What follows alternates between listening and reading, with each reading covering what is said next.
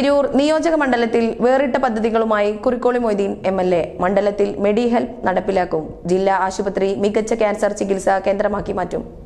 തിരൂർ നിയോജക മണ്ഡലത്തിൽ മെഡി ഹെൽപ്പ് ആരോഗ്യ പദ്ധതി നടപ്പിലാക്കുമെന്ന് കുറിക്കോളി മൊയ്തീൻ MLA പറഞ്ഞു. സൗകര്യങ്ങൾ ഒരുക്കിയത് നാട്ടുകാർ മെനക്കെട്ടില്ല. ഇപ്പോൾ ഞാൻ പഠിച്ച സ്കൂളാണ്, ഞാൻ PTA പ്രസിഡന്റായി പഠിച്ച സ്കൂളാണ് Kalpakanchery government school. Kalpakanchery government സ്കൂളിൽ ചെറിയ കെട്ടിടങ്ങളാണെങ്കിലും രണ്ട് ക്ലാസ് റൂമിന്റെ സൗകര്യങ്ങളാണെങ്കിലും 5 കെട്ടിടങ്ങൾ നാട്ടുകാരുടെ സഹായത്തോടു കൂടി പഴയ കാലത്ത് ഉണ്ടാക്കി. അത് ഷീറ്റിട്ട് നോക്കിയായിരുന്നു, അർപ്പൊന്നും ആയിരുന്നില്ല. പിന്നീട് പുതിയ കെട്ടിടം കിട്ടിയപ്പോൾ അതൊക്കെ പൊളിച്ചു മാറ്റിയിട്ടാണ് പുതിയ കെട്ടിടം ആവുന്നത്. നാട്ടുകാരുടെ നിസ്സീമമായ പിന്തുണ ഇവിടുത്തെ പൊതുകാര്യങ്ങളിൽ നമുക്ക് കിട്ടാറുണ്ട് എന്നൊരു പ്രത്യേകത.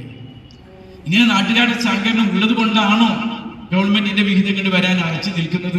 വിവിധ ആരോഗ്യ പദ്ധതികളുടെ പ്രഖ്യാപനവും യോഗത്തിൽ നടത്തി. അതിനായി MLA ഫണ്ട്, മറ്റു സർക്കാർ ഫണ്ട്, CSR ഫണ്ട്, തദ്ദേശ സ്വയംഭരണ സ്ഥാപനങ്ങളുടെ ഫണ്ട്, സ്പോൺസർഷിപ്പ് തുടങ്ങിയവയിലൂടെ മണ്ഡലത്തിലെ സർക്കാർ ആശുപത്രികളിലും പൊതുമേഖലാ ആരോഗ്യ സ്ഥാപനങ്ങളിലും കൂടുതൽ കാര്യക്ഷമമാക്കും.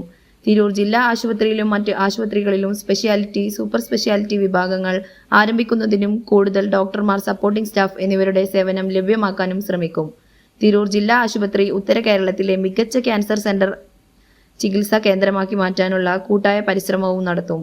അടിയന്തര കാരണങ്ങളാൽ ഇത്തരത്തിൽ സമീപിക്കുന്നവർക്ക് ആശുപത്രി ചികിത്സാ ചെലവിൽ ഇളവ് നൽകുന്നതിന് വിഭാവനം ചെയ്തിട്ടുള്ള പദ്ധതിയാണ് MLAയുടെ മെഡി ഹെൽപ്പ് കാർഡ്. മാസം കുടുംബ വരുമാനം 20,000 രൂപയിൽ താഴെയുള്ള അസംഘടിത മേഖലയിൽ പ്രവർത്തിക്കുന്ന തൊഴിലാളികൾക്കും മറ്റുള്ളവർക്കുമാണ് ഈ കാർഡ് നൽകുന്നത്. ന്യൂസ് 99 തിരൂർ.